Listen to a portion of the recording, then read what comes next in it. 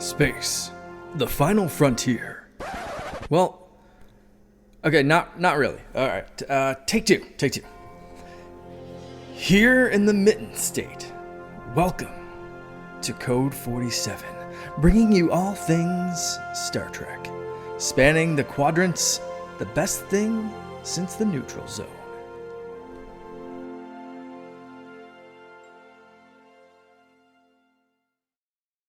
All right, we're back. Wow. Talking about Discovery was an experience, to say the least. And you know what?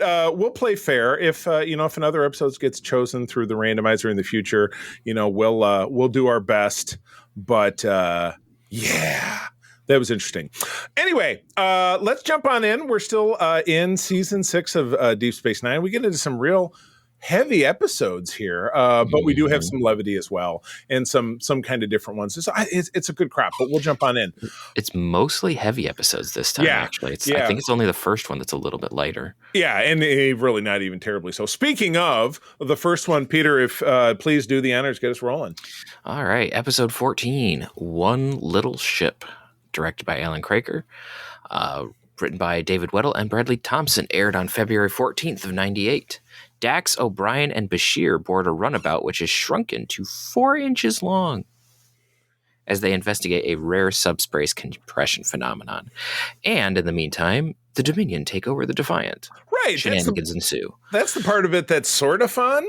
Because we also get the first kind of exploration of Jem'Hadar culture, which and conflict. Yeah, and conflict, because we got a piece of that early in season 4, where we had that episode where O'Brien and Bashir were stranded on the jungle planet, and you had the one Jem'Hadar who, by hook or by crook, was cured of the white, and then he was like, "You've got to replicate, this so that I can cure my men, otherwise they're all going to go nuts." And then it was the same thing earlier in the season in the Rocks and Shoals in that first 6 episode arc that kicked things off. So, but this is the first time that we learn that there's kind of a culture clash between OG Jem'Hadar from back in the Gamma Quadrant, back in the homeland, and then new Jem'Hadar that were grown here in the Alpha Quadrant, and the young looking down on the old. And it definitely comes into play throughout the plot of this, because our people have to our people on the little runabout. It's the Fantastic Voyage was an old movie from the 70s or something, where a little ship shrunk down and inside some guy's body. I don't even remember the plot of the movie, but or Inner Space, which is a movie from the 80s that I love, was Dennis Quaid, Meg Ryan, and Martin Short.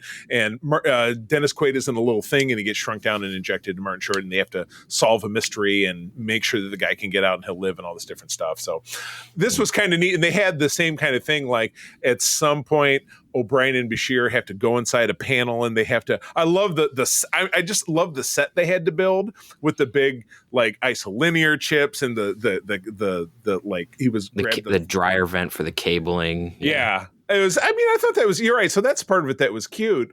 No, it was. I thought that was really clever. Yeah. No, I totally agree. But they didn't. There was some levity in this, but obviously there was some peril, because our people realized that, hey, we're going to have to blow the ship up in order to save our, to stop them from taking it. And so, you see a little conflict between the alphas and is it the gammas or the elders? Yeah, the alphas and the gammas. They called the one an elder because he was the only gamma in the group. Gotcha. Yeah. So it's like a fraternity. It's very much like a fraternity, because they're gamma, whatever, fighting amongst each other. So, I thought it was pretty cool. But like you said, looking over the other episodes, there's not a ton of levity, even though this wasn't a very light episode. There was more levity than there was in other things going on. So, any other thoughts?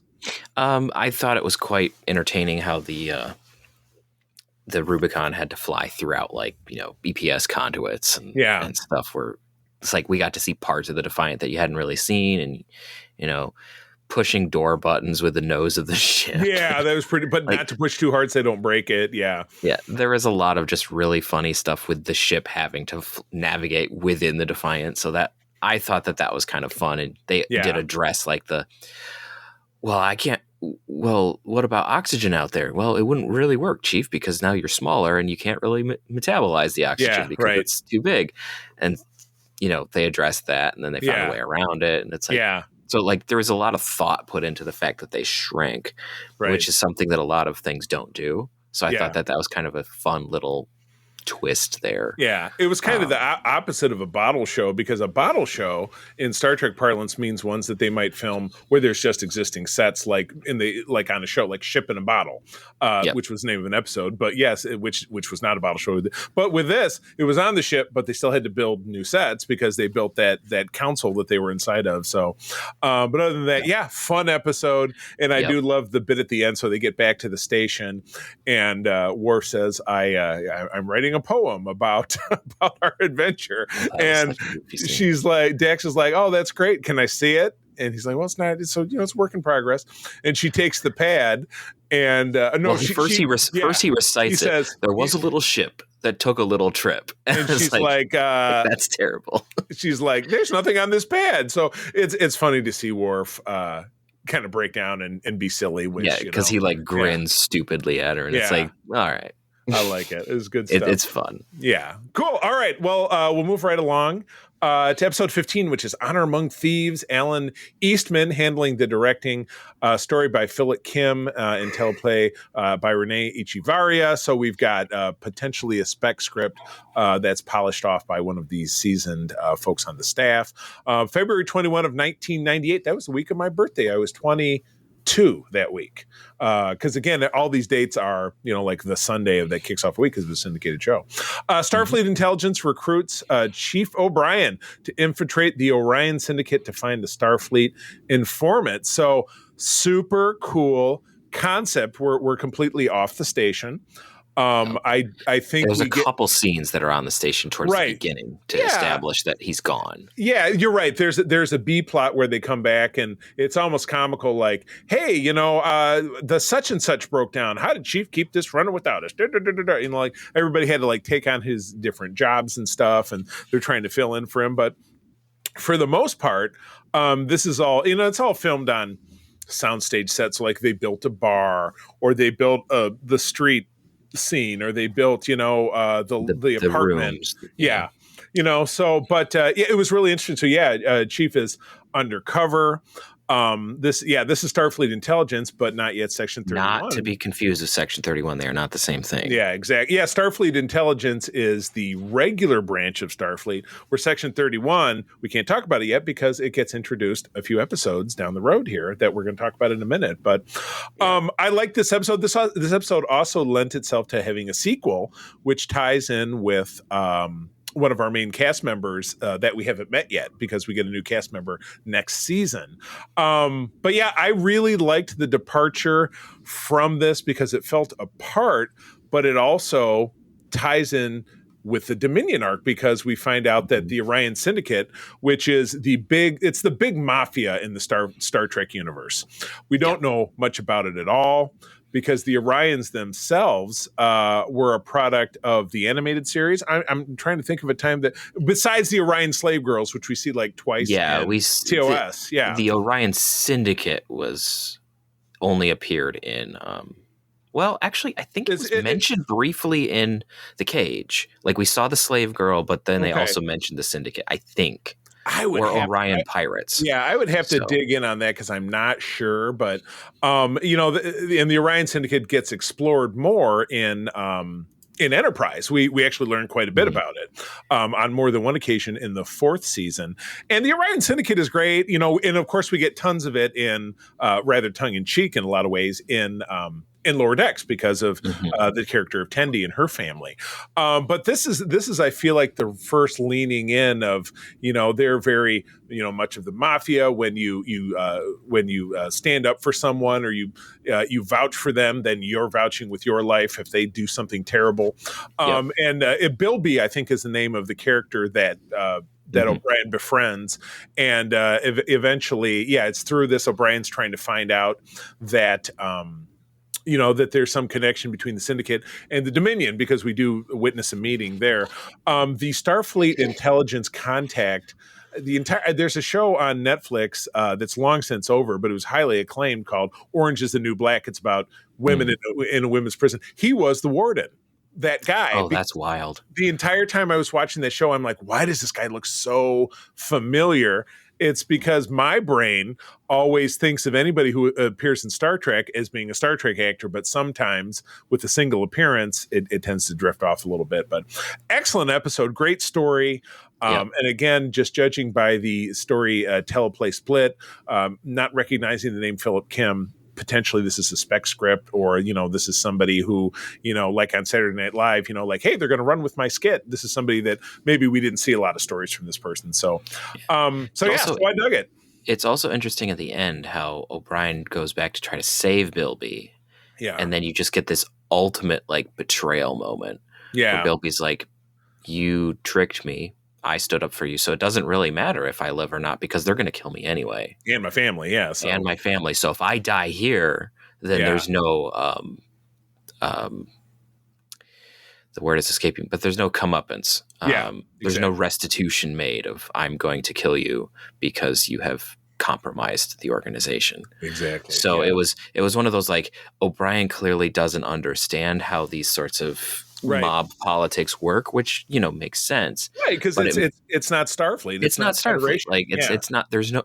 It says honor among thieves, but there isn't. Right? Yeah, exactly. So, right. Yeah, the whole thing's and that's kind of the whole point of the episode. And so it's very interesting how O'Brien like gains the trust of Bilby, and actually they both start to actually like each other, and become friends, and like. Bilby tries to, it's like, oh, you don't have a family. Family's really important. Here's a really nice girl. You should start a family with her. Like, there's like all of this sort of stuff that's, you can tell that they definitely lean into the fact that like a mafia it's the family, right? They're helping each other. And so it's really interesting to see how like that becomes a betrayal. And he's like, better for me to die because I stood up for you. Right. Rather than, leaving with you, because then they'll find out and then my family's done. And it doesn't matter. And O'Brien's like, well, we'll hide you. That doesn't matter, dude. Right. Right. And find me. And as I said, there's a sequel to this that happens next season that really underscores the fact that, there is no hiding. So, but again, we'll be talking about that. We'll have to come all the way back around to season 7 of DS9, which means we've got some other seasons to get through.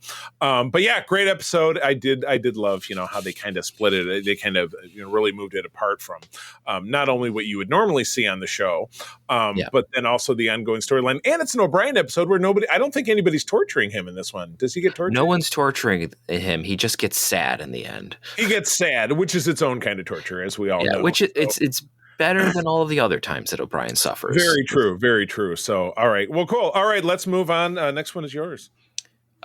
Change of Heart, directed by David Livingston, written by Ronald D. Moore. My hero. Aired on February 28th of 98. The timeline on this description is messed up, but at some point during this episode, Jadzia Dax is critically injured on an away mission. Worf has to choose between saving his wife or completing their assignment. The B-plot is O'Brien becomes obsessed with beating Quark at Tongo, which is pretty great.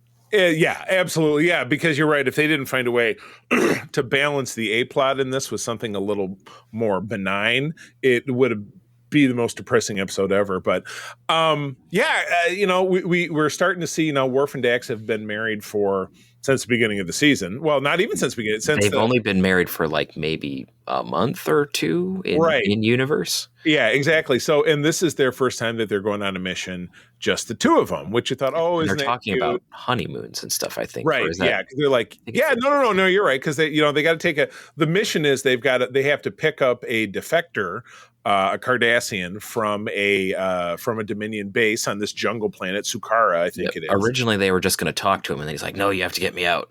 Yeah, exactly. Yeah, right. Yeah, so he's like, "Well, things are getting hot for me here, so you got to get me out of here." So they go to do that, and they have to do the classic. Oh, we have to, park several days away, walk, because otherwise we'll be detected, and we'll go through this dangerous jungle. And throughout part of it, they come upon a Jem'Hadar patrol, and as referencing what happened in the ship episode back in season 5, the Jem'Hadar weapons have an is weird. They have an anticoagulant in the energy weapon, so if you get shot by it, you can't stop bleeding. Like the wound can't be healed, which is just that's so perfect. It doesn't close on its own. Yeah, that's so perfectly Dominion. You know what I mean?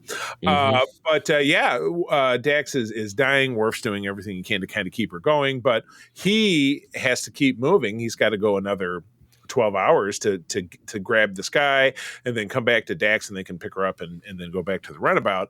And he can't do it. He goes forward for a little while, and as he's running this, it's kind of like the telltale heart. You're hearing this heartbeat get heavier and heavier and heavier, and then he stops and grabs Dax and goes back to the station, and Sisko is dressing him down. And all right, we're back on the Secret Friends Unite podcasting network. This is Code 47. Episode 141. I am Charles Carden, your humble servant, Trek Lord of West Michigan, joined as always by my number one in podcasting anyway, Mr. Peter Stein. Peter, happy Sunday. Hello. Happy Sunday. Hap. And in honor of getting back to the beloved format of the random episode, I employed a random individual who's not quite so random. That's Todd Oxtra, Mr. SFU. Good morning. Hello, salutations, and live long and prosper. I love it. And the Muppet background is kind of confusing if you're watching us on YouTube. But I should have put Pigs in Space on. What am I doing? It's too late. This is quasi live. But no, we're excited. We're getting back to that format. And Todd was actually the chooser of today's episode. So I wanted to have him back on to kind of give his thoughts. And but I don't want to reveal it just yet. We'll do that after we do some announcements. I actually have this is a growing list, which we'll shortly contract. But one thing that we always start the show with is talking about the awesome folks on our Patreon Secret Friend Squad over at patreon.com/secretfriendsunite. You can pop in there, try us out for 7 days for free. You get programs like this one that drops 1 or 2 days earlier than the rest of the world gets it. You also get ad-free programs and tons of great bonus programs. Both these gentlemen who are on with me today work with me on my Facts of Geek Life show, where we grab a series in a season and break down some episodes. So we've been doing that for a couple of years now. So there is a ton of great content over there. And after your 7 days are through, you can stay on board for as little as $2 a month, which is, as I like to say, a lot of entertainment for $2. Awesome folks like my buddy Derek Trevelyan, the Figure Dude, are great Patreons. Francie, who does my wife's hair. Luke Lord, Mr. Xbox Expansion Pass, and my awesome Uncle Tim Haran. Kicking off our Friends with Benefits level, John Sidorf, the awesome Phoenix Sisters Entertainment, our friends Kelly and Crayley. A little bit more about that. They've got an event coming up this weekend if you're listening when this episode drops. Brendan Myers, Corey and HD, Matthew Keel, my good buddy Kurt Krug, who is our the Scoop, the journalist, is my name for him in our chat because he's a freelance journalist who's actually helped us out quite a bit, getting some of the great interviews for our Spotlight segment, which we have over on the Patreon. And our friend Tanya Lee, who guested on this program just a couple of episodes back, are the folks without whom we would not have any of this great stuff would be our Secret Friend Super Squad, the awesome Nias family, Sean, Stella, and Henry of the Twin Cities. We are grateful for all of you guys. Now, a couple of bits of information. We've been talking for a couple of episodes now about the Multiverse Fun, F-U-N, no D, fundraiser. That is an event that our friends, Phoenix Citrus Entertainment, are putting on this weekend. If you're listening to this again when it drops, we're in January of 2025. It's a virtual Comic-Con and charity fundraiser all in one. They're teaming up in 2025 with Comic Books for Kids, the charity providing, as you can imagine, child-friendly comic books to children in hospitals and cancer centers across the U.S., raising funds for that cause. Upcoming January 24th through 26th, they will have pre-recorded and live Comic-Con style content to include celebrity comic and writing guests, including Creek Wilson, Leia Williams, Jerry Gaylord, John Casper, and many more. And I just found out, I kind of knew, but I just got a date that I will be appearing in one of the panels this upcoming Sunday, January 26th, at 12 Central, 1 p.m. Eastern, the collectors panel, because I am if you're looking at my stuff here, an avid collector of a lot of different stuff. So I'm going to be joining some other folks to talk about just that. Visit the multiversefunraiser.com for more information on how to tune in and to contribute. So, very excited to be in partnership to help some folks in need right now. Everybody knows here in January 2025 of the horrific wildfires sweeping Southern California right now. I am pairing up to sometime this week with an associate that we've interviewed on our Patreon in the past, Star Trek Enterprise actor John Billingsley, who is very active with the Hollywood Food Coalition out there in Hollywood, California, one of many charities that are working to feed those in need, people who have lost everything because of these devastating wildfires. I should be having a conversation with John, which we'll go ahead and share in upcoming episodes here, sponsoring all the organizations that could really help out. But in the meantime, if you visit hofoco.org, there are details about how to donate. Every little bit helps. So definitely do that. So, oh my gosh, that was a lot of talking for me. Are you guys ready to move forward and talk about some Star Trek? Peter, jog my memory. I don't believe we had any big news stories that I'm not really thinking of. Nope, other than Section 31 officially releases this week on the 24th. Correct. Yes. We will be talking about that in our next episode with another guest joining in. I was privileged to receive a screener from Paramount, so I have seen it, but there is an embargo on it, so I will not talk about it. But it is. I haven't seen it yet, so it's definitely something to see. I will say that much. Though I've shared my thoughts privately with both of you guys without any spoilers. But yeah. Anyway, okay. Well, let's move on. And again, the random episode is a concept that Peter and I kind of pot boiled because we know that when we don't have new content to talk about, it would cut our show in half. So we had to come up with something different. So we came up with basically employing, the 20-sided die or 26-sided die in this case, which lets us roll for first a series, then a season, then an episode. So it's a 3-step process. And several weeks back, I put that out to our Patreon. Todd took the bait.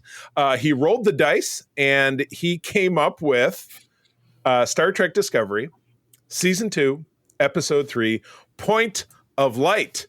And I don't know if he's glad he did it or not, but you know what? He's a trooper. He hung in there, and he agreed to come on and talk about this. So I'm going to do a summary, and then we can kind of jump into our thoughts about the episode. So as I said, Point of Light, a surprise visitor to the USS Discovery brings shocking news about Spock and dredges up past regrets for Burnham. Following the asteroid incident, Tilly struggles to keep her grip on reality. L'Orel's authority on Kronos is threatened. I'm feeling a very strong soap opera vibe here, but you know what? I think it's I don't want to be judgmental. So you know what? I think I'm going to kick it over to Mr. Todd Oxtra to kind of get the ball rolling. Todd, start talking to us about how you felt about this episode. Considering I've only watched Discovery once, meaning, just rewatched any of it, and I still have not finished the final season. Going back to this, I completely forgot that there were hangovers from the Klingon main storyline in this. And I forgot that Michelle Yeoh shows up in her new role in Section 31. I'm like, holy crap, who is that in her garb? And I couldn't remember if that was, the Red Angel just showing up. I'm like, oh no, it's Michelle Yeoh. So yeah, this one was kind of like dropping you in, and the whole Tilly thing, I completely forgot about that. So, but I did remember the annoying friend and the actress who played her. And I'm like, oh my God, the worst part. And I also forgot that Pike was in command. So I forgot like everything. I'm like, I'm going to just plow through, but I did enjoy the episode, but there was a lot going on. I also looked and I'm like, oh, it's kind of funny because instead of the uniforms reflecting what season you're in, it's kind of like what Burnham's hair looks like is the different season. It's Yeah, like, and the she Janeway definitely, hair effect. yeah, she but with her. definitely had, because again, we know in the final couple seasons she has the very long dreadlocks. Cool look. When I met her this time last year on the cruise, she was still bearing that hair, and it was just as the season was starting to debut, or was just about to debut. But she started the show with kind of short hair, and by this point she had kind of a poof and like short on the sides. And she definitely had a lot going on. It was like a high top fade. Yeah, it was. It was very. Peter, you won't at all be familiar with a rap act from the '90s called "Kid and Play," but "High Top Fade" is now the name of this episode. Thank you, Todd. Yeah, you're welcome. But the other part that I completely forgot. It's like, I didn't realize, or maybe I just forgotten because it kind of annoyed me, that her romantic entanglements were such a huge part of the series. And ultimately, all of her romantic entanglements put the crew and everything at risk. Yeah. And I'm like, Yeah. maybe she should have been a love him and leave him like Kirk, just like, hey, she's just going to bag somebody every week. Maybe that should have been better. Kirk didn't really have a romantic entanglement that really screwed things up until we got to the movies, right? Because he had his son and Carol Marcus, and the real entanglement didn't quite screw it up. Well, I mean, it screwed it up for his son because he got killed. But Kirk's fathering screwed it up, right? Yeah, exactly. Yeah, he did the crime, didn't do the time, and then the crime came back around again. But yeah, you're absolutely right. So so we have kind of the three storylines going on in this. We have the main story, which is the visit from Spock's mother, Amanda, who was played by Peter. Help me out. What's the name of the actress from back in TOS? Jane Wyatt. And this is actress. This is the third person to play Amanda. Yeah, this is actress. This is not Winona Ryder, who was the JJ movie version, but this is actress Mia Kirshner, who is very famously a lesbian mercenary for hire in the Fox show 24, which is one of my favorite shows. Oh, really? Yeah, she Deep was. cut. Well, in the very Peter, you and I remember that. Yeah. Well, she's really famous, particularly the very first episode, which aired about 2 months after 9/11, after jumping out of a plane and blowing it up, which they had to very precipitously do some editing around that to kind of make that go away as much as possible. But she also tried to assassinate the president in that series. So she was definitely a big bad. So it's weird to see her in this role, but she's awesome. And I'm assuming, a Canadian actress, because you get a ton of Canadians this because it films in Toronto. I love seeing Captain Pike. I really like, and Peter and I are uniform guys, but I really like the Discovery blues. It's, as I continue to thin out my uniforms, that's one of the ones I've kept. But the thing I really hate about it is that the badge is the only thing that really shows off someone's rank, and it's in little tiny dots on the side, which, in TNG, they had the collars and they had little pips on them, and the old show, they had the stripes on the sleeve. So it's annoying. You'd be talking to somebody and you're like, is that the captain? Is that an ensign? Charlie, I have no idea. In space, there's no rank. Yes, right. Nobody can hear you scream, I'm the captain. But yeah, I really do love those. But yeah, three stories. I don't love the character of Tilly. That's no surprise to anybody who listens to this show. Peter and I in general are not huge Discovery guys, but I'll pontificate more about that later. Let's shift over to Peter. Give us your opening salvo, my friend. Where do you land with this episode? Well, it's definitely going to be a salvo. This episode brought back my early disco PTSD. Yeah, Disco PTSD. Which song? Disco Inferno. Right. Oh, this is definitely the eighth circle of hell. Going back to change the name of the episode. Actually, I don't remember all the circles, so I'm not going to definitively say. But there you go. Anyway, this reminded me of all of the things that I dislike, which is never a good thing. Yeah. Because it took me, it had the whole opening montage previously on, which was fine because I was like, okay, this is where we're at. Thank you for reminding me. Super necessary because we would have been even more lost. Yeah, it does point out a little bit of the weaknesses in having fully serialized storytelling, in the sense that you can't just hop in and watch something, which, that's fine. But when we're just trying to hop in and look at something random, it does make it a little bit difficult because then you have to look at either end, what the hell happened? But we had the reminding of the Klingons again, this was there were multiple pokes in the dialogue of like, oh yeah, we look different now.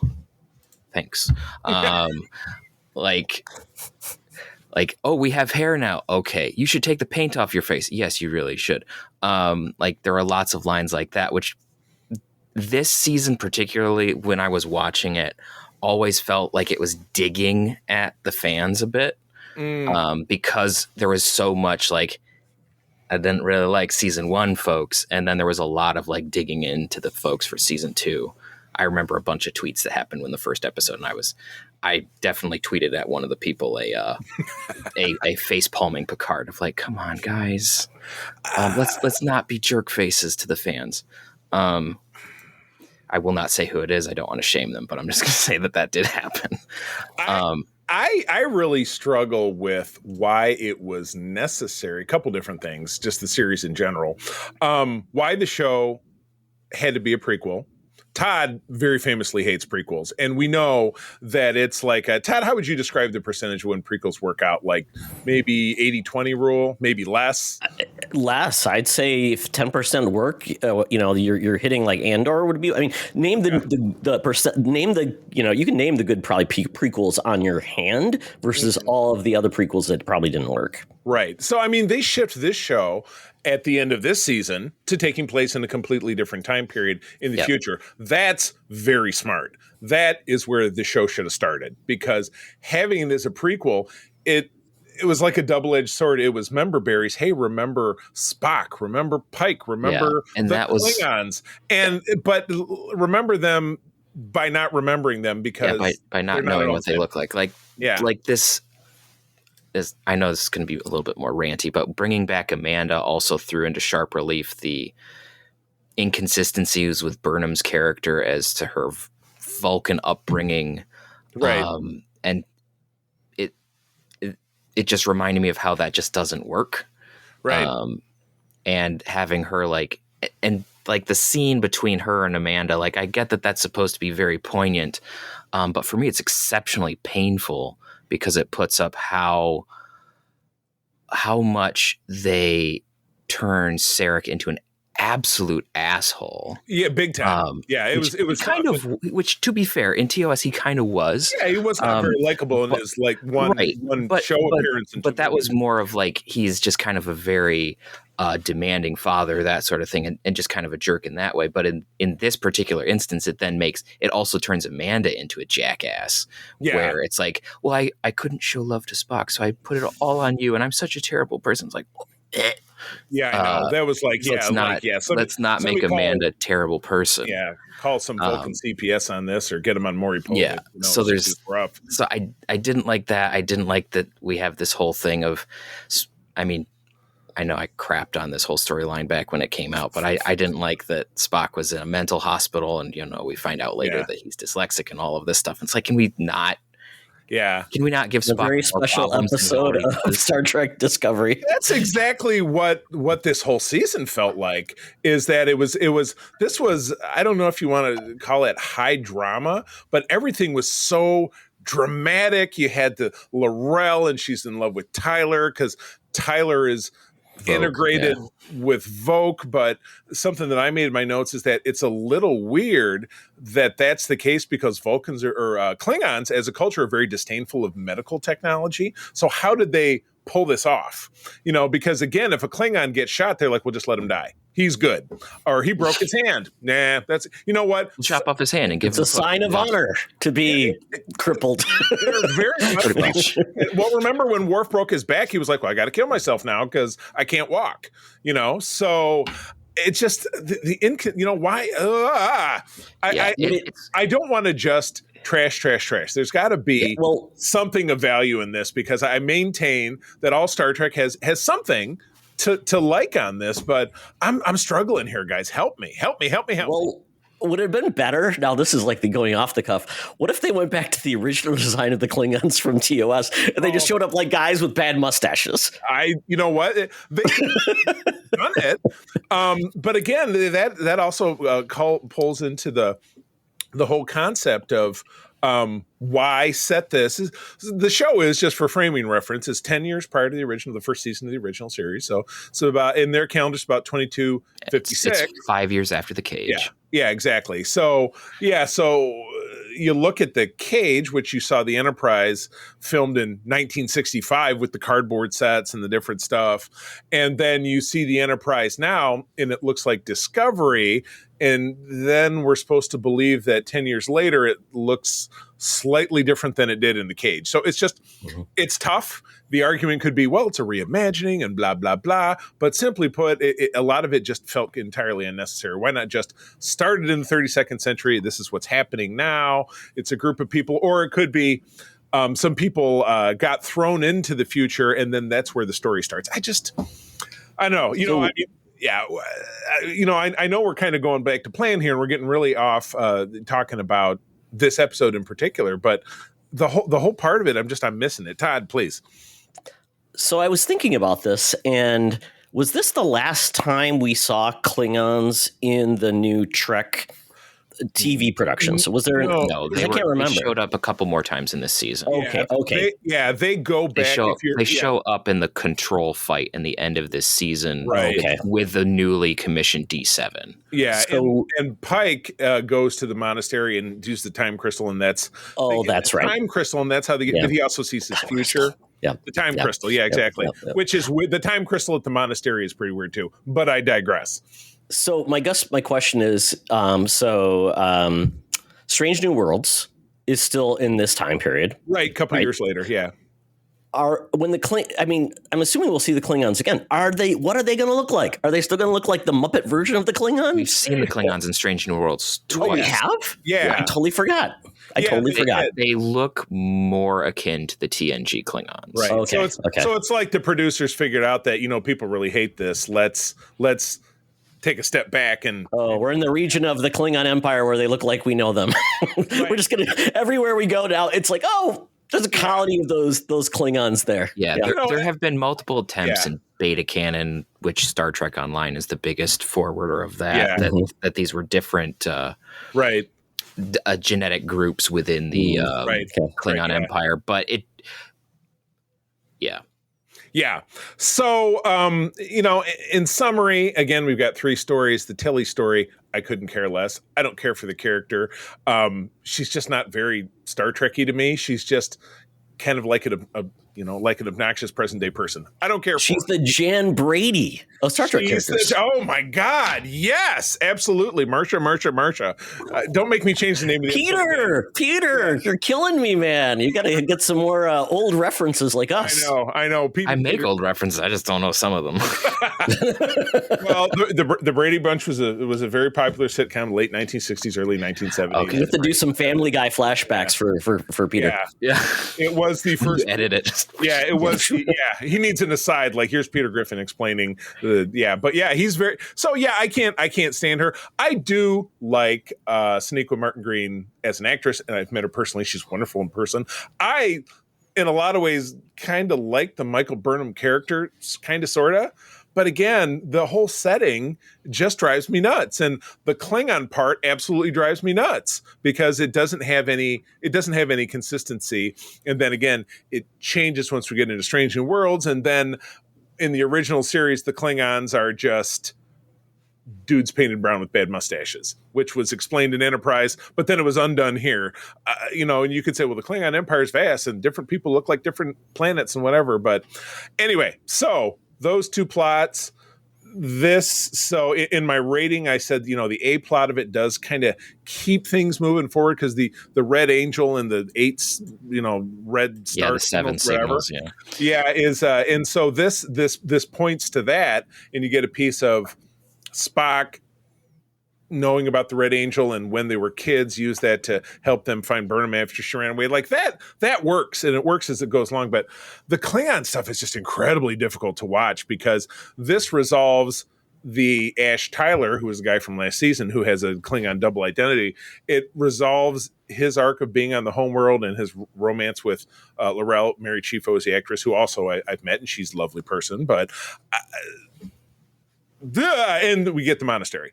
And then don't forget that it's severed baby head. I mean, that's even better. It was his severed head, and then she talk about throwing the baby out with bathwater. It was a very weird deal. Kind of interesting that yes, we see that this, by complete random chance, tied in Section 31 and Michelle Yeoh's character, and then in our next episode we're talking about that movie, which obviously follows that somewhat. So all right, so in the final analysis, I look at my rating and I feel like it's going a little bit lower. If you were to judge this, I'm a big one for ratings. We'll go around the horn. If you were to give this, a rating out of 10 severed heads, Todd, how many severed heads are you giving this episode?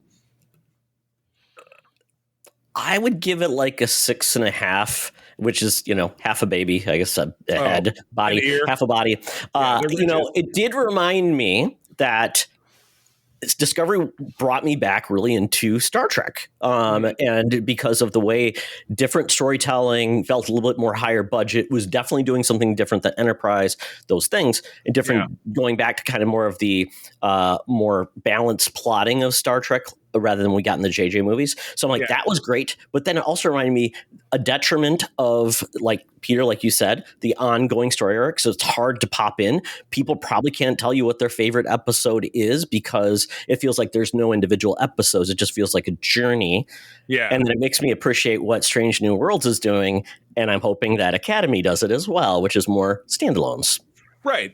Because if you make it less accessible, you'll get less people accessing it. Standalones with a basic B plot through line. Yeah, exactly. DS9 did a great job. DS9 did a masterful job. Yeah, absolutely. You can advance a story by telling great individual stories. Right, and then eventually coming back and saying, "Well, you remember last season, this thing and that thing happened, and whatever." And don't make it so laborious for someone to catch up. Peter, I don't have to watch like a 3-minute previously. Yeah, exactly. Yeah. So, 10 severed heads. Where do you land? I'm gonna give this 3. Oh. I mean, we all know I'm pretty biased, so I'm gonna probably rate these things low anyway. But the Klingon storyline just didn't really work for me, in part because it didn't really tie into the A plot all that much, and so it just felt very, hey, let's do this. And it's like, you probably should have done a separate episode that had either a different B plot or a different A plot, so that there was, at least some connective tissue, tissue or something, other than him saying like, oh, well, there's some issues over at the Klingon homeworld. You should tell Command. Okay. Got it. But Peter, you got all those cool slow motion battles, like JJ, like a Schneider movie. Or the flipping upside down cameras. Like those are my favorite. Oh God, that was horrible. Yeah. I just you feel like in any episode of anything, you get a series like this, well, we got to have an action sequence of some variety, and it just felt like, okay, super taxed. Some of my favorite Star Trek episodes don't have action sequences, right? Because that's Star Trek is not. It's not John Wick. You know what I mean? One of the episodes we're going to talk about in this batch of Deep Space Nine episodes has like a couple of punches thrown, someone falls over a table, and that's it. Yeah, right. But exactly. So that's kind of an issue. And then the Tilly's bit. The scene that really stuck out to me for that one was when she was on the bridge and having her like full break. And I'm just like, okay, first of all, this is really stupid. Secondly, you're Starfleet. You know that shit messes with people's heads on a regular basis. So if she's acting weird, everyone should be like, all right, we got a problem. We're going to sickbay. And she's like, I quit. You should go to sickbay, girl. Like, that's where you need to go. Yeah.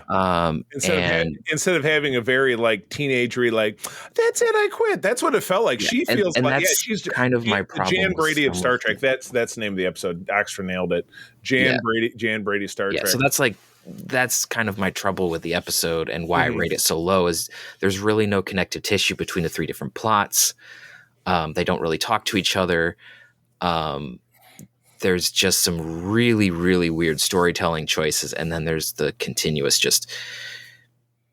it's a little hyperbolic, but character assassination of the OG characters of Amanda, Sarek, and Spock. That's rough. That's rough. Well, I will. It's funny. I can. I would end up just about in the middle with you two guys, but this was about a 4 for me, simply because I really appreciate Sonequa Martin Green. She acts the hell out of stuff. So I give it a 4 for that. But everything else in this, just, if you're going to have 3 plots, because most shows, will have 2 or 3, and that makes sense because one that's normal. Big story is not going to, drive a 44-minute episode. But just the absolute pointlessness of stories B and C drove me up the wall. Yeah. So, okay. A couple of fun facts, and then we will wrap this up. This was the first full episode of Discovery to establish the black Starfleet arrowhead design for Section 31, which survives into Lower Decks because the character of William Boimler, the transporter clone of Bradward. Bradward Boimler. Oh my! See, Bradward. That's his full name, yeah. The show's been over a few weeks and I've forgotten about it. Whereas when the Black Badge was previously was saw in context for Kings in season 1 and mentioned in a bonus scene, blah blah blah, which is do we consider bonus scenes canon? I have no idea. But let's see here. Yeah, first appearance of the D7, which is the main Klingon ship throughout the original series, and then becomes a different version of it throughout TNG and in DS9 and other stuff. Yes. So yeah, the Klingon hair thing is the last one. They grew their hair back after the end of the war. Was that the Federation War? Was that the war between the great houses? All I can say is, and we also see this in Voyager, there is a device that can make someone's hair grow incredibly rapidly because all of the Klingons have beautiful, long rock star hair, and it's been a couple of months. I mean, I don't know about you, but I can't snap my fingers and then just, have hair that I look like I'm in, Motley Crue or something. Oh, Charlie, I snap my fingers and yeah, yeah. Pops. You need that lotion that Homer. Little do you know, Todd is in fact a Q. Oh boy, yes. That's true. Snap your fingers and you can have that high top fade that you were talking about. All right. So, okay. Well, let's wrap it up. Yeah, let me just change the name of the episode to Star Trek's Jan Brady, because I think that's absolutely terrific. But that's it, Todd. Thanks for choosing this episode because it was certainly eye-opening for all of us. Next time around, we will be talking about Section 31, but then we'll get back to this format the week after that. We have a couple chosen. But more to the point, as we go down the road, we want our listeners to help us out picking these episodes. It's very simple. You just need to go ahead and reach out to us on any of our socials. And if you want to make us suffer, you can pick terrible ones like Sub Rosa. Yeah. Yes. Please don't. But again, that's the random part of it. You don't pick anything. You just pick a number. And then the rest of the magic happens. But Todd, thanks for tuning in. Thanks for subjecting us to this because it was good for a laugh regardless. Where do people find you out there?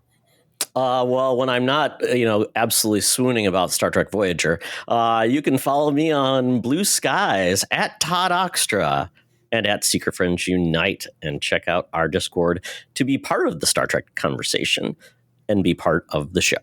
Absolutely correct. All right, we're going to take a quick pause. Todd is going to leave us, but then Peter and I will be back to talk more about Season 6 of Star Trek Deep Space Nine. Live long and prosper. Nanu, Nanu. Discovery never. We'll be back. He said, Worf said, I was thinking about my wedding and the beating of two hearts and the thought that I couldn't live with myself if she died. I just couldn't. And this is where something interesting happens. Cisco says, well, there won't be charges. There won't be a court martial because it would expose this entire deal, which I don't, at this point, the deal was kind of done because it had been kind of exposed, I thought. So there's the guy died. So yeah. But then he says, and I love this, he says, Cisco says, to be perfectly honest, you probably won't be offered a command of your own after this. And Worf becomes captain of the Enterprise after Picard gets promoted. So one of the few times Cisco is wrong about something, and in a good way, and definitely in a good way. But to be fair, Cisco does say, you probably made the right call personally. Right. He said, I would have done it too if it was Jennifer. Yeah. So it's one of those, Cisco's as your commanding officer, I have to reprimand you. Yeah. But as a human, You made as a husband, as a human being, you made the right call. Exactly. So, great episode. And again, Worf is the character who has gotten the most screen time out of any other Star Trek character. I don't think that record will ever be broken because he was 7 seasons of TNG, 4 seasons of DS9, and 4 One of the movies, and then 1 of Picard. I think he wasn't in every episode, but he was not as Worf, but he was also in Undiscovered Country.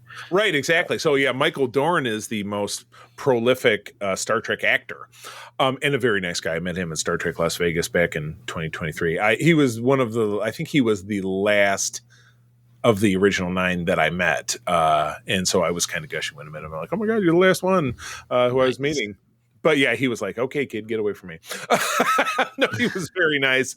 But yeah, great episode, great character development for Worf, and kind of an exploration of the fact that, even though he's a Klingon, his human roots show through sometimes. Because a Klingon, if he had a Klingon wife, she would have just been like, no, that's cool. And he would have just gone ahead and done his bit, because then his Parmakai would have died with honor in the glorious service of the Empire, yada, yada, yada.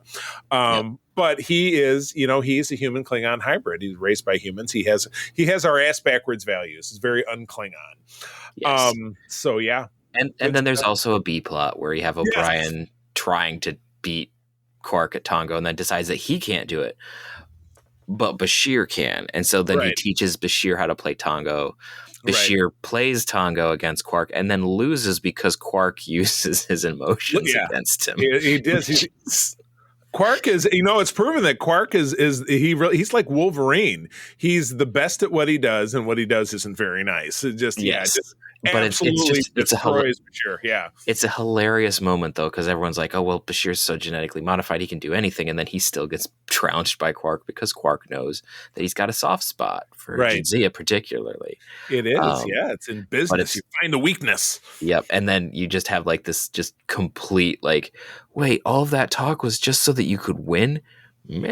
Maybe, I don't know. And then he just takes his money and walks away. Kind of reminds me of, and again, we mentioned it early in the segment, talking about Family Guy. The character of Quagmire says, "That's Quagmire, that's Quarkmire, giggity giggity prophets."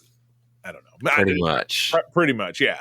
But good stuff, yeah. Yeah. Like I said, if they didn't find something to balance what was happening in the A story, it would have been a very grim deal. Yep. So this thankfully makes it a little bit lighter, and it adds a little bit of silliness to counteract the shit of everything else. Oh my god! All right, let's move on with another oh shit episode. Oh my god, yeah.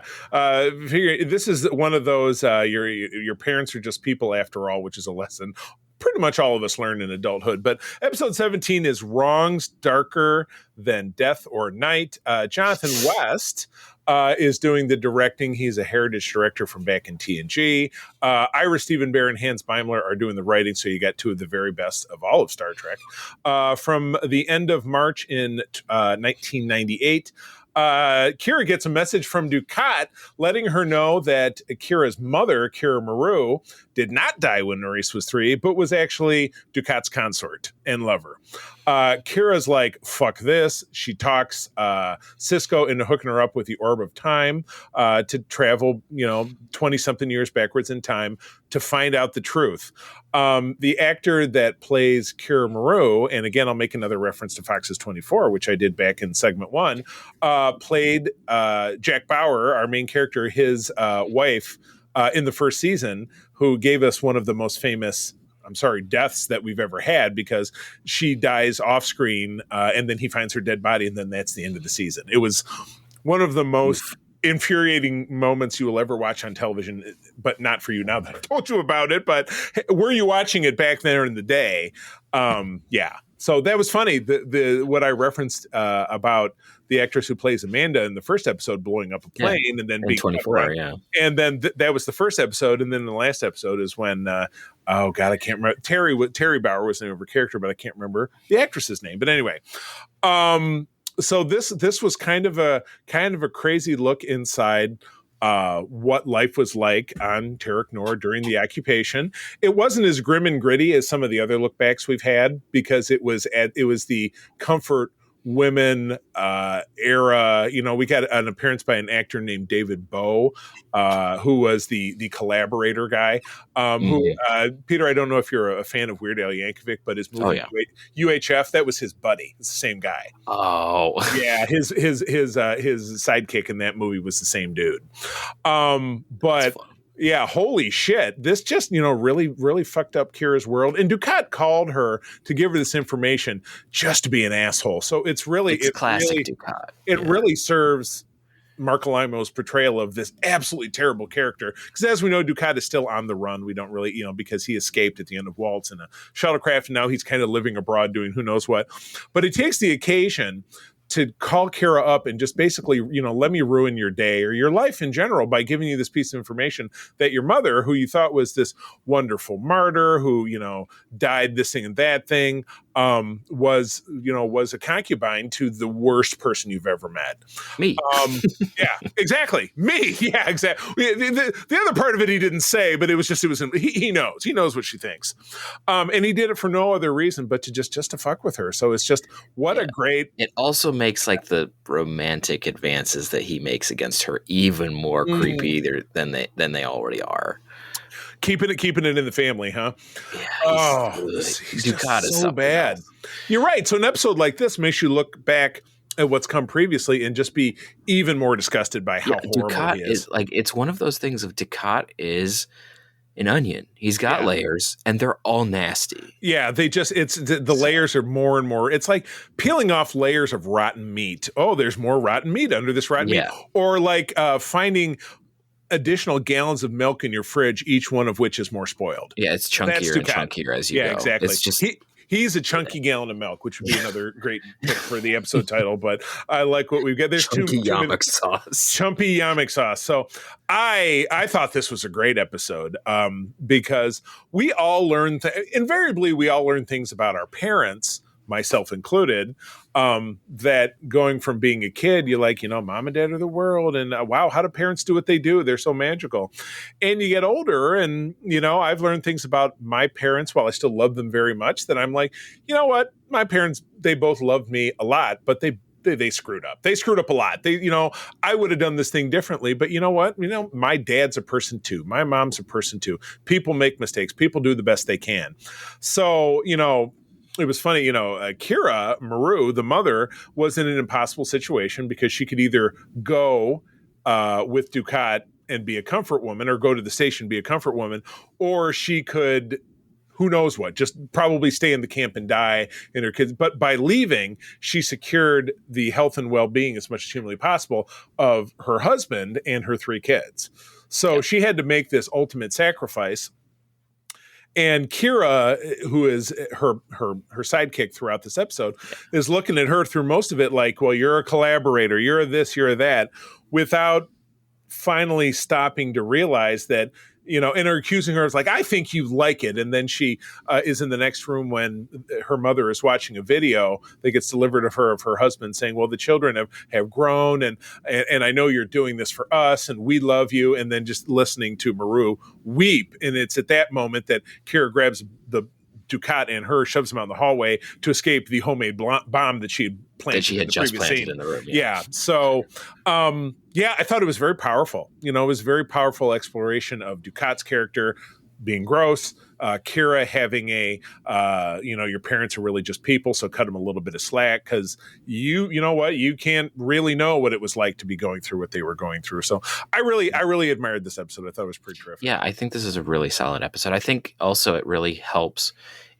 I don't know, it's not a turning point, I want to say, but it's got an interesting moment where Kira has to reevaluate what it means to be a collaborator. Right. Because it's not just anyone who was working with the Cardassians because they had no other option. Right. But right. And you're right. It's a real double stand for her because look at how she regards Odo. He worked for the Cardassians. Right. And then it's eventually, it's illustrated to her because he tells her in flashback that he had to, right at the beginning in that episode, Things Past in the previous season, he had to preside over 3 innocent guys getting killed because that was the best case scenario, if I remember that episode correctly. So, yeah, and it's just one of those. it's just an interesting exploration of Kira Nerys as a person, of learning all of that stuff, of like, and the interesting part is she gets to like interact with her mother in a way that she never was able to previously. Right. So she gets to learn a lot more about her as a person. Obviously, we've said that she spends most of the episode hating her, which, you know, has got to do wonders for her psyche. Right. But then she eventually figures out, okay, maybe this isn't the same. This isn't what I thought it was. Right. She comes to understand. I wouldn't necessarily say forgive, because Kira is not one to let things go quickly. Yeah, true. But she's comes more to an understanding, and I think that actually what is part of what potentially helps with her relationship with Odo is that further breakdown of this hard line between the resistance and the collaborators, the black and the white. Yes, exactly. Right. So it helps her understand that, you know, maybe the people who are on the wrong side are there out of necessity, or because, you know, they don't have any other way, or what have you. So I think that this is a very poignant episode in that regard. Yeah. So something that we today could probably listen to a little bit more. Probably so. But I can't in any time. I totally agree with you. So, all right. So in an effort to get heavier, let's watch 2 more heavy episodes. You can, episode 18 is yours. All right. Episode 18. Nobody expects the Spanish Inquisition. It's just Inquisition. Directed by Michael Dorn. I had forgotten about that. That's crazy. Yeah, written by Bradley Thompson and David Weddle. Aired on April 4th of 98. Oh, Dr. Bashir. That was April's 22nd birthday, because April 4th is her birthday. Yeah. All right. Dr. Bashir is wrapping up unfinished tasks prior to departing Deep Space Nine to attend a medical conference. However, prior to his departure, an internal affairs unit under the command of an individual named Sloan arrives and announces they'll be interviewing all of the senior staff. Things take a worrying turn for the good doctor when he realizes that he is the subject of the investigation. It's not something in general. And Sloan accuses him of spying for the Dominion. Oh, Sloan being portrayed by an absolutely spectacular character actor by the name of William Sadler. Most famously, he was the villain in Die Hard 2, which is the first big role I know him for. And he was in other Death movies. And Bill and Ted's Bogus Exactly. Adventure. Was in the movie The Postman with Kevin Costner.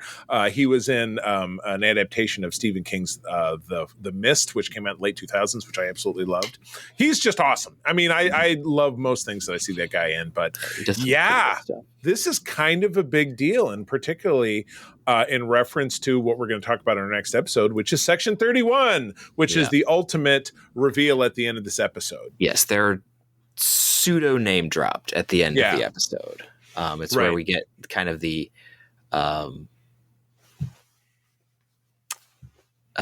speed, the talk around, the circumlocution as to what this organization is or isn't, or what it is, which is something that we've kind of lost.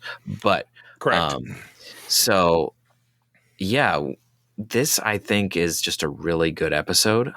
In part, it ties back to even though I find it a strange decision, but it ties back to the decision of having Bashir being trapped at a Dominion facility and being replaced by a changeling for a while. Right. So they really find ways to make it plausible that what Sloan is kind of going after could be like, because he was swapped out back at the station during, this was the 2-parter arc that started the Dominion coming into the Alpha Quadrant, started the real Cold War with the Cardassians, while he was a replacement back on the station, it's perfectly plausible that he could have been flipped while at the prison camp, hooked up to a mind scramble. Brainwashed. I mean, we saw that in in TNG with Geordi with the Romulans. Yep. So it's like, it's completely plausible the way that they lay this out, which you know, if you're watching the episode for the first time, you're both going like, nah, Bashir couldn't be doing that. But then also,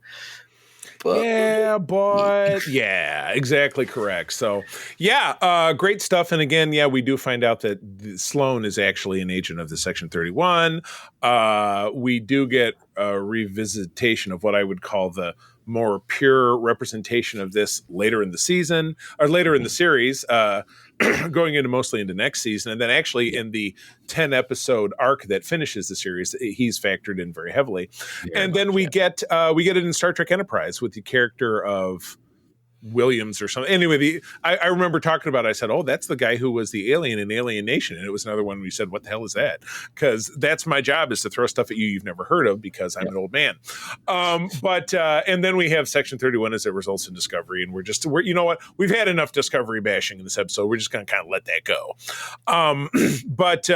Fascinating episode. The concept of Section 31, even Odo echoes it, because we have a big roundtable where we have kind of all of our characters in one place at the end of the episode, and they're talking it through. And Odo says, "Well, it makes sense. Starfleet would have to have kind of an underlayer cabal of secret agents, just like the Romulans do, just like the Cardassians do."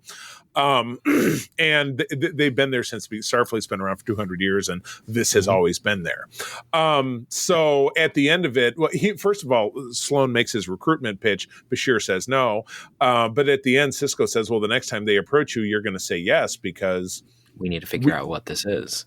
We really want to know more about this." So, because we do get a moment from Cisco where it's like he tries to get confirmation from Starfleet Command as to what is this? Is this a real thing? And they're like, "Well, yeah, but no, but I can't confirm or deny." Like that, you get the runaround, and that's the interesting thing about Section 31 is they're completely like they're legit. They don't exist, but they're not legit.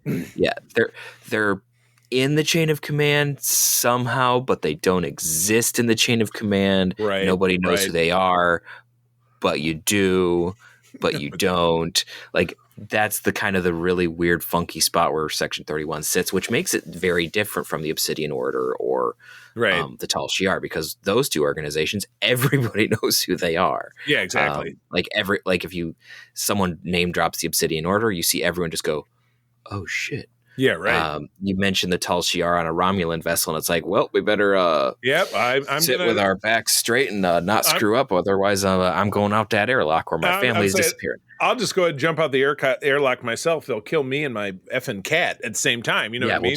We'll just do the honor among thieves thing. Just off yourself.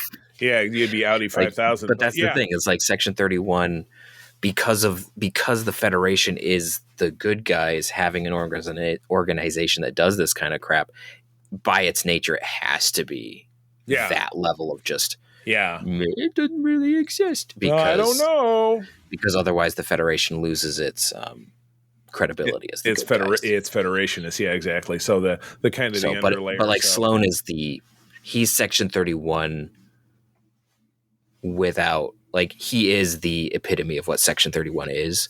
And so whenever I'm watching anything about Section 31, I'm always comparing characters to Sloan. Right. And so in Enterprise, Williams or whatever his name is, like, he's still got the same sort of vibe as Sloan. So that works for me. Yeah. But that's where I'll leave that. This is a really good tip off. It's also the only time that we see what some people consider the fleet captain rank in the PIP system, where Sloan has a line under his 4 pips. And he's called a deputy director as a rank, but it doesn't. But it is also imaginary, because the near entire idea. Well, it's all in the holodeck, but the fact that it's there implies that it's a real thing, because because Bashir doesn't react to it. He would have gone like, "That sounds like bullshit to me." But yeah, you're right. The whole fleet captain thing. You know, Peter and I are both part of the International Fan Club, and that's a rank in the International Fan Club. It happens to be my rank, but it's just 5 pips without the little thingy underneath. I like the little thingy underneath. I think that would be I still think that adding the 4, I think keeping the 4 with the line under makes more sense, because you're still a captain. You just have a little bit of extra honorifics rather than anything terribly special. Exactly. In the Army, in the military, they call it a lateral promotion. You're not going up. So adding a pip doesn't, to me, make sense. But that's Yes, exactly. Yeah, I'm a big fan of just the captain to admiral like they had in the movies. You know what I mean? Even though a Commodore was in the background, or Commodore was thought to be phased out, but then they phased it back in Picard. Anyway, it was kind of a cool uniform anomaly, which I really dug.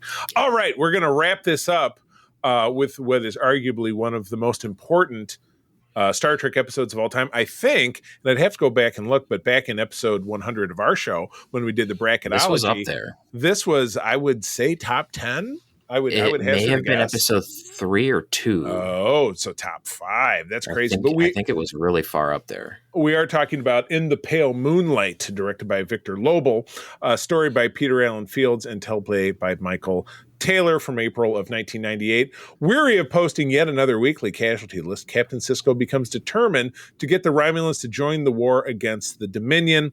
He seeks the shady expertise of Garrick to help him achieve this objective. But the bloody reality of the phrase, whatever it takes, quoted by Captain America, soon finds Sisko's ethics being compromised to a breaking point in pursuit of this goal. Wow. And this is really great because it's done in a framing sequence of Sisko sitting alone in his quarters, drinking some scotch, with just wearing, with his jacket off, but he's wearing the vest unzipped. And I think he starts to So first he starts with his uniform like zipped open. You can see the vest under, and then he slowly divests himself of his Starfleet uniform as the episode goes on until he's just in his red undershirt, which I think is a very interesting storytelling. Right. And you tool. figured this is probably like 3:00 in the morning and it's at the end of another shitty day and he can't sleep. And he's like, I've got to put this entirety of this log down on wax so I can believe that it's real. Then we go through the entire sequence, which we'll break down a little bit more. But to complete the thought, at the end of it, he just says, computer, erase this entire log. Yeah. So nobody really knows except for the people who are involved. Which is, at this point, him and Garrick. Yeah, exactly. Because, so he realizes that, the war is kind of grinding to a halt as far as things go with the Dominion. It's not going positively. Yeah, but so he says, we could bring the Romulans in. And it's funny, if you look at the Romulans on the big, I don't have the big map down here in my studio. It's up in our dining room. But if you look at the big map of known space, the Romulan Empire is big, but it's like a third of the size of the Klingon Empire, and it's certainly like maybe 15% the size of the Federation. It's not gargantuan, but they have a big military. They have big scary ships. And so having them, and they also don't border Cardassian space, so I do find the interesting. Yeah, they're on the opposite side. Yeah. I find the line kind of interesting at the end where he says, well, the Romulans joined the war and they attacked 15 bases along their borders. I'm like, I don't think the Dominion would have bases along their borders. And they mentioned something about cutting through Klingon or cutting through Romulan space to get to the Klingons, which I guess if the Dominion was out there running about and they weren't just in Cardassian space, but then again, it was also said that by this point, they had pulled the ships back into Cardassia. So I don't know. That's open to a little bit of interpretation. The map of how the quadrant's powers are laid out has always been a little fluid in the shows. Right. Gotta be, yeah. So. And again, even that map that I'm referring to is quasi-canonical because that a map version is of it, that map is from the role-playing game, and it's still not 100%. Like we've seen another version of it appear in Strange New Worlds, which generally follows the same borderlines. But they can mix it about. Yeah, exactly. So it's ever changing. So, but Sisko says, well, I'm going to have to, by hook or by crook, I guess kind of trick them into figuring that the Dominion is coming after them. And he does. He has Garrick hire this really shady guy to create a recording, which quite frankly, once the Romulan official comes to the station in secret and watches the transmission, we get one of our most famous Star Trek memes is that you see this guy who is played by a very famous character actor whose name is escaping me, hold it up and go, it's a fake. And then that's a meme that you see, quite frankly, in Star Trek communities all the time. It's so funny. But in the end, Garrick, pretty much, it's Stephen, it's a Stephen Mock, not Stephen Mocked. What's the guy's name? I have to click on the link. Are you in McCaddy. That's it. McCaddy. There you go. Yeah, McCaddy. But Garrick sets it up so this guy's ship gets blown up, and then when there's the recording is recovered, anything that was a tip off that it was not genuine is would be obscured. chalked up to the damage. And so based on that, so, Garrick's got it all figured out. And then, this is much like you mentioned, the only violence in this episode is when Cisco figures it out. He loses his temper, decks Garrick, knocks him down, and now throws him over a table, knocks him over a second time. And Garrick says, if all it took was to get the Romulans into the war was your sense of self-respect, that's a pretty small price to pay. And Cisco, he can't argue. So then he just walks away. And then he records this log, which at the end of it says, well, I'm glad I said all these things, but this recording doesn't need to exist. Even in my personal log, I don't need to ever listen to it again. And I don't need anybody else to hear it either. So you're right. Yes, an ever virtuous Starfleet captain, which is how we look at all of our captains. Archer, Picard, Kirk, and then Janeway, and then going forward into, Michael Burnham, who was a convict. Okay. But then, Captain Freeman, over on Lower Decks, Captain Pike, of course. Everybody's got that morally gray bending point, and even Janeway makes reference to it when she meets Captain Ransom in at the end of season 5 and going into season 6 of Voyager. Equinox, there's a bending point, but she says, well, I never really broke it. Well, this was breaking ethics. There's no doubt about it. This was not bending. This wasn't bending it so far to see if it snapped. This was just full on right there. Yeah, it was. This was a karate chop too. This was an attempt to Cisco tries to assuage his conscience multiple times throughout this episode of like, okay, we're just lying to them. It's not that big of a deal. Right. We're just tricking them, and at the end they'll be in the war and they might get mad, but so he's trying to be like, this isn't really that big of a deal, even though, as Garrick points out in the end of the episode, it's like, once you asked me, you knew what that meant. Right, exactly, yeah. You asked for my connections. You know what that means. And even to the point during the episode, like there's a point where he's like, hey, Garrick, could you ask this guy? And he's like, well, I asked my guy. He's dead now. I think they're all dead. And it's like, oh, really? So I need more. It's like the line in Die Hard, we're going to need more FBI guys, I guess, because they get blown up. But he is, and likened to something I said about Quark, being like Wolverine, he's the best at what he does, but what he does isn't very nice. So it's most certainly not nice. Garrick is going to get shit done, but it's going to be bad. And so be careful, what you wish for and know what you're asking for. And be careful what you wish for. You will get it, but it will not. It's kind of like the classic idea of a genie, right? You wish for something and it's like, oh, you got it. It's just not necessarily what you meant. It's more like the monkey's paw, you know what I mean? Yeah. Or, the other old adage, when people show you who they are, believe them. So we know who Garrick is. Cisco's not stupid. We've always known who Garrick is. So you know that if you employ him to do something, it'll get done by cutting corners that might go right down the middle. So, and I mean, and Garrick makes sure that there's no loose ends. Like Senator Vreenak and his whole staff, like anybody who knew that he was in Deep Space Nine is dead. The guy who made the recording dead. The forger, he's dead. He's been dead for a while. And then Cisco does the same thing when he erases the recordings because that's evidence. Yeah, it's like Cisco's completely complicit in it, and he knows it. Yeah, and I mean, Garrick is completely unapologetic, which he's got nothing. He has no reason for. to be. Yeah, he is an Obsidian Order agent. This is what he does. Yep. So it makes complete sense. If you let the dog off its chain, it's gonna tear somebody's throat out. And there's this interesting thing earlier in the episode where there's a conflict between Quark and the Forger.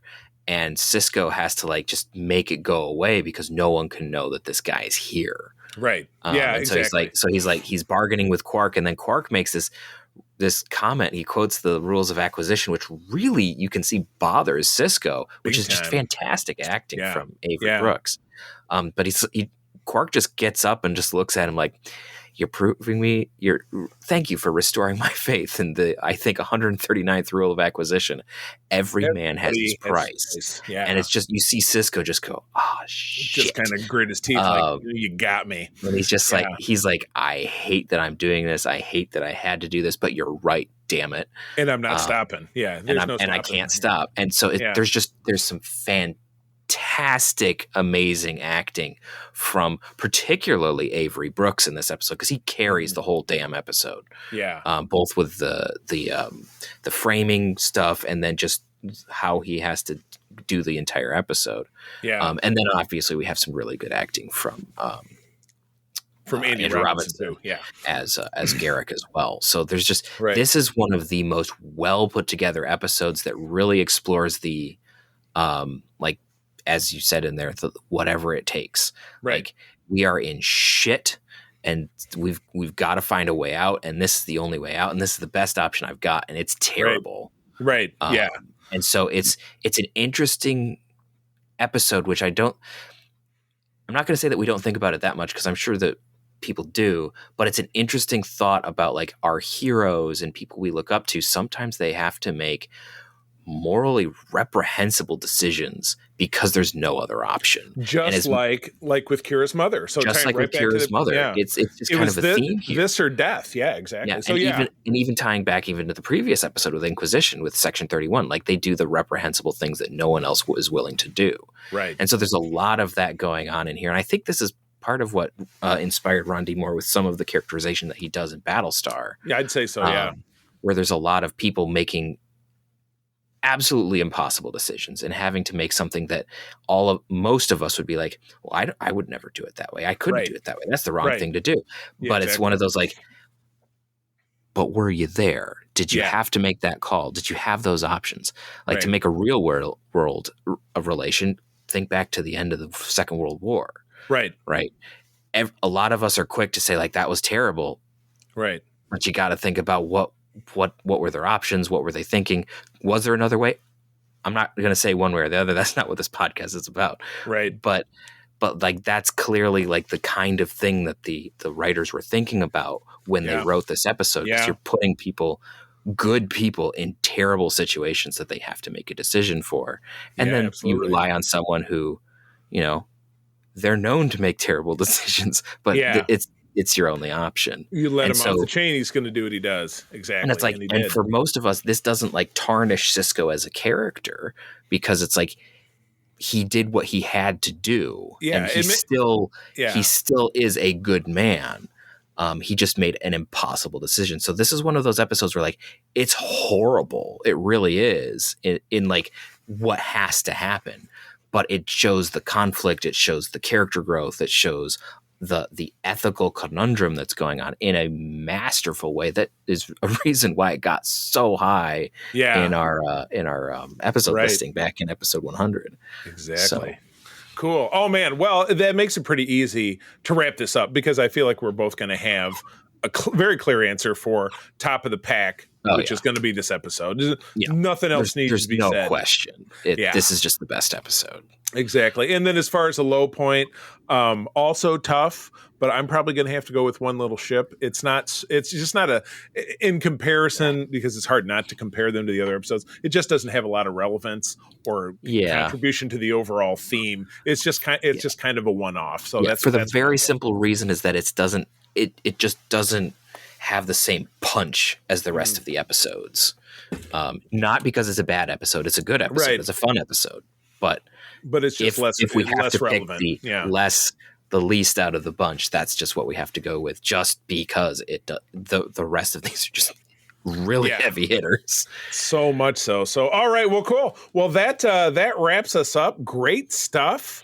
Always keep in mind, and I was just having this chat with Kurt, our Patreon, our secretfriendsunite@gmail.com mailbag is always open.